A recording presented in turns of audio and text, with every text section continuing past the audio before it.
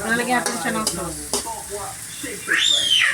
Kung meron kayong mga sauce na mabibigyan pa ng iba, pwede ko lang pre. Make sure lang na walang asin. Para malalaman ang nilo. Pwede mo amoy nyo. Ano problema doon? Manok na ba? Naamoy. Ganyan yun eh.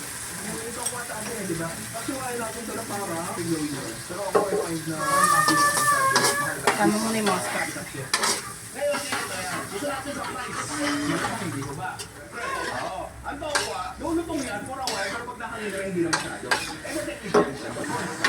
Parasan ko natin ito sa at bago yung mantika namin, baka hard naman tayo. Yan, pag kumulo na yan, lagyan natin. Hindi namin sinagamit kasi para hindi bukas-bukas. Wala pa tokwa, pina-absorb siya nung ano natin. Tawag mo ito, breading natin ang coating natin, di ba?